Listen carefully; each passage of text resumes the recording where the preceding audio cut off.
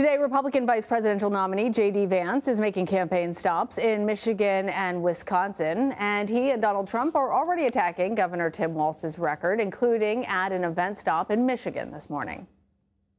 This is a radical human being who comes from the far left wing of the Democrat Party. And what Kamala Harris is telling all of us by selecting Tim Walz is that she bends the knee to the far left of the Democrat Party. She's done it every single time in government. She's done it in who she selected as her VP nominee. And she will do it if the American people give her a promotion to President of the United States.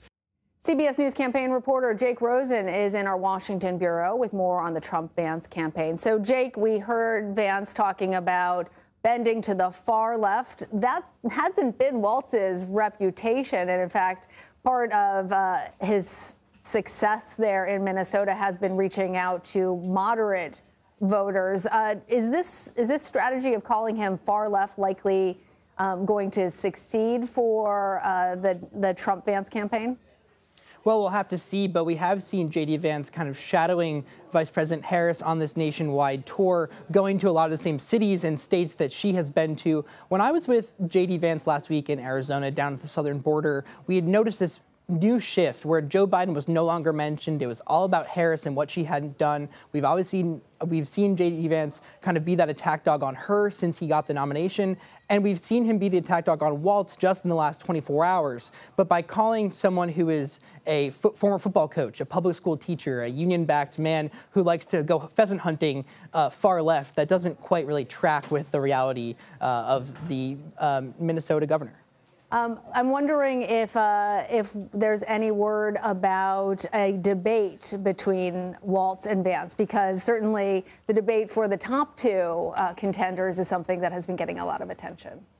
And I will note just on that, Donald Trump did suggest in an interview this morning that he would be open to debating Kamala Harris sometime soon, and said there might be news sometime soon on that. So we'll have to see. But Senator Vance said yesterday that he wanted to wait until Walz was officially the Democratic nominee for vice president, which will happen later this month, before he officially committed to doing something. The Trump campaign has not answered some requests from comment from CBS about that specifically, but we have seen no indications that there is kind of this standoff like we've seen between Vice President Harris and Donald Trump so far on making a debate work. So, Jake, we heard from the former president that he was elated at the pick of Walz, sort of indicating that this was easier for him as a pick for him to campaign against. Is that something that we would have expected from the former president, no matter who was selected by Vice President Harris? Well, it's certainly possible, but I think one of the big things that we've seen from the former president is as this criticism of J.D. Vance has bubbled up from Democrats, and Tim Walz was one of those people labeling Vance and Trump as, quote, weird and weird dudes. We've seen kind of this pivot from the Trump campaign that they really were pushing Josh Shapiro for a couple days.